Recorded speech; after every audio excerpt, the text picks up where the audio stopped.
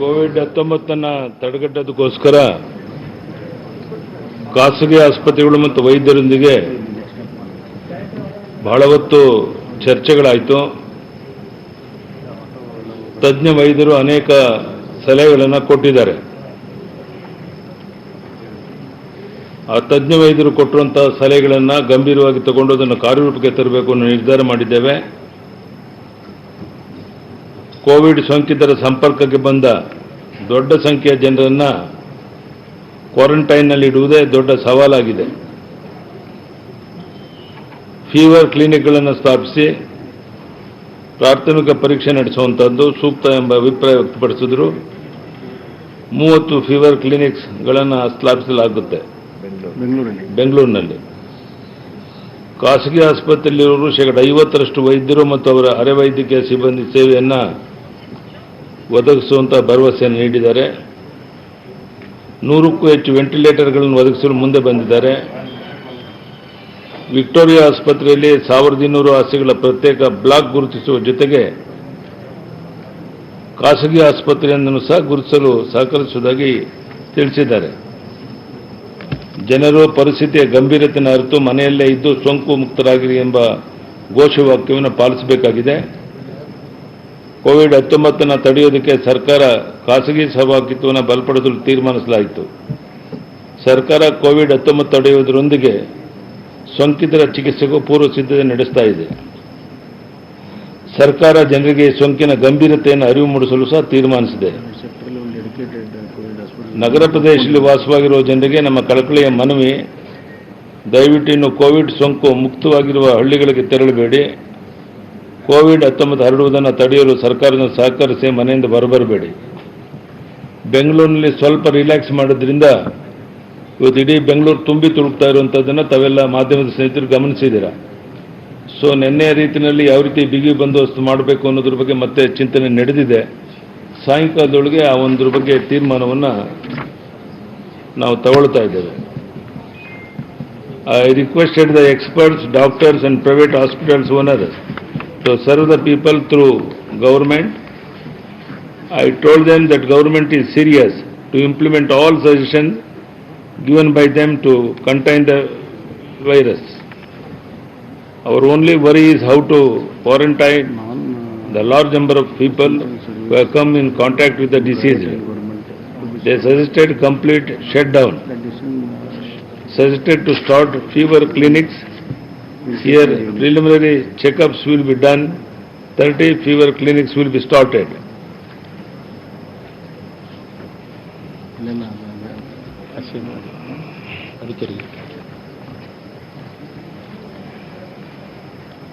They come forward to spare the service of doctors and clinic staff working in their hospitals. They have agreed to spare more than 100 volunteers. We have decided to create a separate block of 1,200 beds at Victoria and another 1,200 will be pooled up at a private hospital. They suggested to make the people understand the seriousness of the situation and popularize the message, stay at home and prevent getting diseases. They suggested strengthen private-public partnership to deal and tackle the COVID-19.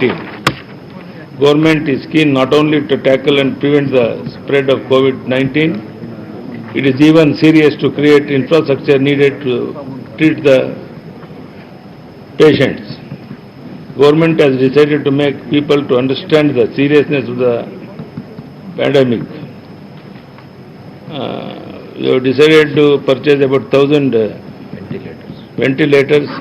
Orders already, we are going to give orders. My sincere and serious appeal to the people staying in urban centers not to visit villages and hamlets which are till today free from COVID-19.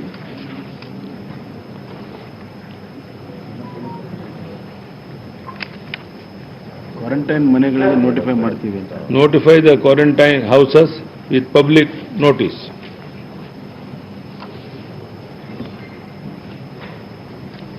Government and non-government non-essential services to be closed immediately.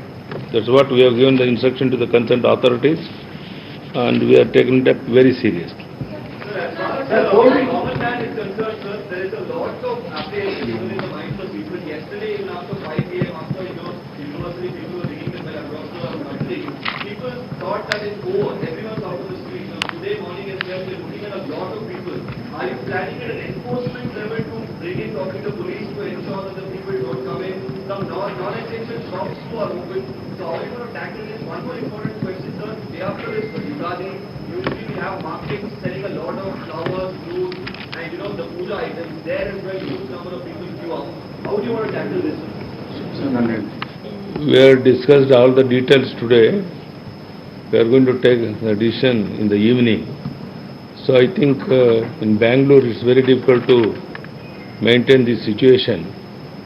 So we may strictly must give instruction not to come out from the houses. Sir, one second, I'll answer him. We have 1 minute. No religious functions, celebration in future. They must stop everything. Sir, I just, one second, if you allow me, I just want to answer. Looking into the gravity of the situation, as you have said, we are 9 districts, which includes Bangalore city also. 144 will continue. And non-essential establishments will be closed. And if they still open it, we will take action. One minute. ಬಡವರ ದೃಷ್ಟಿಯಿಂದ please ಸ್ವಲ್ಪ wait ಮಾಡಿಯಪ್ಪ, ಯಾಕೆ ಹಿಂಗೆ ಮಾಡ್ತೀರಿ? ಬಡವರ ಹಿತದೃಷ್ಟಿಯಿಂದ ಇಂದಿರಾ ಕ್ಯಾಂಟೀನಲ್ಲಿ ಬಡವರಿಗೆ ಮಾತ್ರ ದಿನಪೂರ್ತಿ ಫ್ರೀ ಫುಡ್ ಅನ್ನು ಕೊಡಬೇಕು ಅನ್ನೋ ತೀರ್ಮಾನವನ್ನು ಮಾಡಿದ್ದೇವೆ. Indira canteen entire day free food will be served for the poor people. Sir, one question. Guidelines are still working. People are coming and they are told to be We'll restrict them. But they don't have the transport mode from airport to their respective districts. So they come to the main road, to the bus stand. What exactly? All these things are considered. By evening, we will take a complete comprehensive decision as far as movement of the people in the city. ಹೌದು, ಅಲ್ಲ ಆ ಥರ ಅಲ್ಲ, ಅದು notify ಆಗುತ್ತೆ. ಯಾವುದು essential non essential ಅಂತ notify ಆಗುತ್ತೆ. ಸಾಕಷ್ಟು ಬಿಗಿ ಕ್ರಮ ತೆಗೆದುಕೊಂಡಿದ್ದೀರಿ. ಆದರೆ ವಿಧಾನಮಂಡಲದ ಉಭಯ ಸದನಗಳು ನಡೀತವೆ, ಕನಿಷ್ಠ 300 ಜನ ಅದಕ್ಕೆ ಹತರಾಗ್ತಾರೆ. ಯಾಕೆ ಆ ಬಗ್ಗೆ? ನೋಡ್ರಿ, ಪ್ರೈಮ್ ಮಿನಿಸ್ಟರ್ ಒಂದು ತೀರ್ಮಾನ ತಗೊಂಡಿದ್ದಾರೆ. ಚುನಾಯಿತ ಪ್ರತಿನಿಧಿಗಳು ಈ ರೀತಿಯ ಕಾರಣಕ್ಕಾಗಿ ಗಾಬರಿಯಾಗಿ ಸದನದಿಂದ ಹೊರಗಿರುವಂಥದ್ದು ಸೂಕ್ತ ಅಲ್ಲ, ಪಾರ್ಲಿಮೆಂಟ್ ಪೂರ್ಣ ನಡೆಸ್ತೇನೆ ಅನ್ನೋ ತೀರ್ಮಾನವನ್ನು ಪ್ರಧಾನಿಯವರು ತಗೊಂಡಿದ್ದಾರೆ. ಅದೇ ರೀತಿ ಅಸೆಂಬ್ಲಿನೂ ಸಹ ಎಲ್ಲರ ಅಪೇಕ್ಷೆಯಂತೆ 27ನೇ ತಾರೀಕು ನಡೆಯುತ್ತೆ. ನಂತರ ಸಾಧ್ಯವಾದರೆ ಬಡ್ಜೆಟ್ ಪೂರ್ಣ ಪಾಸ್ ಮಾಡಿಬಿಟ್ಟು 27 ನಂತರ ಈ ಸದನದ ಕಾರ್ಯಕಲಾಪ ನಿಲ್ಲಿಸ್ತೇವೆ. ಜನರಲ್ಲಿ ಎಷ್ಟು ಜಾಗೃತಿ ಮೂಡಿಸಿದ್ರು ಕೂಡ ಜಾಗೃತಿ ತಗೊಳ್ತಾ ಇಲ್ಲ. ಹೀಗಾಗಿ ಅದನ್ನ ನಿರ್ಬಂಧಗೊಳಿಸುವಂತ ನಿಟ್ಟಿನಲ್ಲಿ ಬೆಂಗಳೂರಿನ ಲಾಕ್ಡೌನ್ ಮಾಡ್ತಾರೆ ಅನ್ನೋದು ಮಾಹಿತಿ ಇದೆ. ಇದೀಗ ಸರ್ಕಾರ ಇಡೀ ರಾಜ್ಯಕ್ಕೆ ಲಾಕ್ಡೌನ್ ಮಾಡುತ್ತಾ ಅಥವಾ ಬೆಂಗಳೂರಿಗೆ ಮಾತ್ರ? ಇದನ್ನು ಸಾಯಂಕಾಲ ಒಳಗಡೆ ಪ್ರತಿಪಕ್ಷ ನಾಯಕರು ಎಲ್ಲರ ಜೊತೆ ಸಮಾಲೋಚನೆಯನ್ನು ಮಾಡಿ ಒಂದು ತೀರ್ಮಾನವನ್ನು ತಗೊಳ್ತೇವೆ.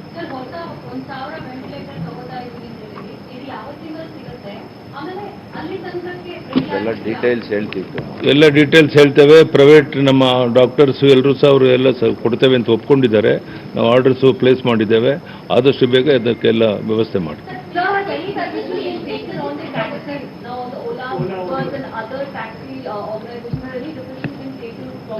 Comprehensively will take it by today. We'll take decision in the evening, madam.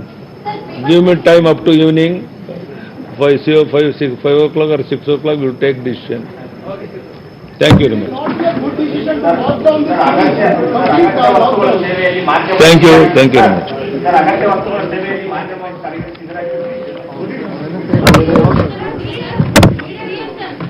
Media is important. Essential service. ನಮಗೆ ಎಸೆನ್ಷಿಯಲ್ ಜೊತೆಗೆ ಇರಬೇಕು.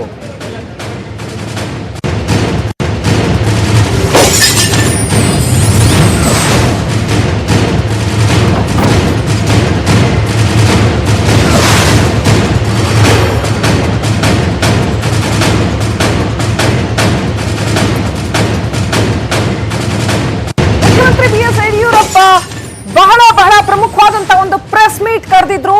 ಈ ಕ್ಷಣದಲ್ಲಿ ಹೊರಬಿದ್ದಿರ್ತಕ್ಕಂಥ ನಿರ್ಧಾರ, ಇಂದಿರಾ ಕ್ಯಾಂಟೀನ್ ಸಂಪೂರ್ಣ ಓಪನ್ ಇರುತ್ತೆ. ಬಡವರಿಗೆ ದಿನ ಪೂರ್ತಿ ಇಂದಿರಾ ಕ್ಯಾಂಟೀನ್ ನಲ್ಲಿ ಆಹಾರ ಸಿಗತ್ತೆ. ಬಡವರಿಗೆ ಉಚಿತ ಆಹಾರ ಒದಗಿಸೋದಕ್ಕೆ ನಿರ್ಧಾರ ಕೈಗೊಳ್ಳಲಾಗಿದೆ. ಇನ್ನು ಇಷ್ಟೆಲ್ಲ ಲಾಕ್ಡೌನ್ ಮಾಡಿದ್ರು ಕೂಡ ಜನ ಓಡಾಡ್ತಾ ಇದ್ದಾರೆ, ಜನ ಬುದ್ಧಿನೇ ಕಲ್ತಿಲ್ಲ. ಸೊ ಅವ್ರಿಗೆ ಬುದ್ಧಿ ಕಲ್ಸಕ್ಕೆ ಏನ್ ಮಾಡ್ತೀರಾ ಅನ್ನೋ ಪ್ರಶ್ನೆಗೆ ಇವತ್ತು ಸಾಯಂಕಾಲದ ಒಳಗೆ ಬೆಂಗಳೂರು ಲಾಕ್ಡೌನ್ ಆಗ್ಬೇಕಾ ಅಥವಾ ಇಡೀ ಕರ್ನಾಟಕ ಲಾಕ್ಡೌನ್ ಆಗ್ಬೇಕಾ ಅನ್ನೋದನ್ನ ಪ್ರತಿಪಕ್ಷ ನಾಯಕರ ಜೊತೆ ಕೂತು ಚರ್ಚಿಸಿ ನಿರ್ಧಾರ ಕೈಗೊಳ್ತೀವಿ ಮುಖ್ಯಮಂತ್ರಿ ಹೇಳಿದ್ದಾರೆ. ದಿನಪೂರ್ತಿ ಇಂದಿರಾ ಕ್ಯಾಂಟೀನ್ ನಲ್ಲಿ ಬಡವರಿಗೆ ಆಹಾರ ಸಿಗತ್ತೆ. ಇಂದಿರಾ ಕ್ಯಾಂಟೀನ್ಗಳು ಓಪನ್ ಇರುತ್ತೆ, ಫ್ರೀ ಆಗಿ ಆಹಾರ ಸಿಗತ್ತೆ. ಮುಖ್ಯಮಂತ್ರಿ BS ಯಡಿಯೂರಪ್ಪ ಹೇಳಿದ್ದಾರೆ. ಹಾಗೇನೆ ಬಹುಶಃ ಈಗ ಪರಿಸ್ಥಿತಿ ಇನ್ನೂ ಕೈಮೀರಿ ಹೋಗುತ್ತೆ ಅಂತ ಆದ್ರೆ ಬಹುಶಃ ಲಾಕ್ಡೌನ್ ಮಾಡಬಹುದು, ಆದ್ರೆ ಇನ್ನೂ ಕೂಡ ಡಿಸೈಡ್ ಆಗಿಲ್ಲ. ಬಹಳ ಮುಖ್ಯವಾದ ಅಂಶಗಳನ್ನ ಹೇಳಿದ್ರು. ಫೀವರ್ ಸೆಂಟರ್ಸ್ ನ ತೆಗಿತೀವಿ ಅಂತ ಹೇಳಿದ್ರು. ಬೆಂಗಳೂರಲ್ಲಿ ಸುಮಾರು 30 ಫೀವರ್ ಕ್ಲಿನಿಕ್ ಗಳನ್ನ ಓಪನ್ ಮಾಡ್ತೀವಿ ಅಂತ ಹೇಳಿದ್ರು. ಅಂದ್ರೆ ಜ್ವರದ ತಾಪಮಾನ ಜಾಸ್ತಿ ಇದ್ರೆ ಅವರಿಗೆ ಇಮಿಡಿಯೇಟ್ ತುರ್ತು ಚಿಕಿತ್ಸೆ ಕೊಡೋದಕ್ಕೆ ಅಂತ. ಇನ್ನು ಎಲ್ಲರೂ ಕೂಡ ಮನೆಯಲ್ಲೇ ಇರಿ ಅಂತ ಮತ್ತೊಮ್ಮೆ ಮುಖ್ಯಮಂತ್ರಿ ಕರೆ ಕೊಟ್ಟಿದ್ದಾರೆ. ಬಡವರಿಗೆ ಉಚಿತ ಆಹಾರ ಒದಗಿಸೋದಕ್ಕೆ ಇಂದಿರಾ ಕ್ಯಾಂಟೀನ್ ಅನ್ನ ಕಂಪ್ಲೀಟ್ ಆಗಿ ಓಪನ್ ಇಡ್ತಾರೆ, ಫ್ರೀ ಫುಡ್ ಸಿಗತ್ತೆ.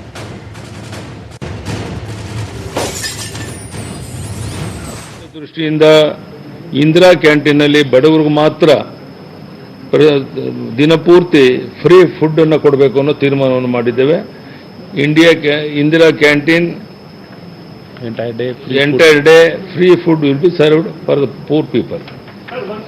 ಬಡವರ ಹಿತದೃಷ್ಟಿಯಿಂದ ಇಂದಿರಾ ಕ್ಯಾಂಟೀನಲ್ಲಿ ಬಡವರಿಗೆ ಮಾತ್ರ ದಿನಪೂರ್ತಿ ಫ್ರೀ ಫುಡ್ ಅನ್ನು ಕೊಡಬೇಕು ಅನ್ನೋ ತೀರ್ಮಾನವನ್ನು ಮಾಡಿದ್ದೇವೆ. Indira canteen entire day free food will be served for the poor people. ಬಡವರ ಹಿತದೃಷ್ಟಿಯಿಂದ ಇಂದಿರಾ ಕ್ಯಾಂಟೀನಲ್ಲಿ ಬಡವರಿಗೆ ಮಾತ್ರ ದಿನಪೂರ್ತಿ ಫ್ರೀ ಫುಡ್ ಅನ್ನು ಕೊಡಬೇಕು ಅನ್ನೋ ತೀರ್ಮಾನವನ್ನು ಮಾಡಿದ್ದೇವೆ. Indira canteen entire day. ದೇಶದ ಎಲ್ಲ ಸುದ್ದಿವಾಹಿನಿಗಳ ಮುಖ್ಯಸ್ಥರುಗಳ ಜೊತೆ ಪ್ರಧಾನಿ ಮೋದಿ ವಿಡಿಯೋ ಕಾನ್ಫರೆನ್ಸ್ ಮಾಡ್ತಾ ಇದ್ದಾರೆ. ಆ ದೃಶ್ಯವನ್ನು ನೀವು ನೋಡ್ತಾ ಇದ್ದೀರಾ.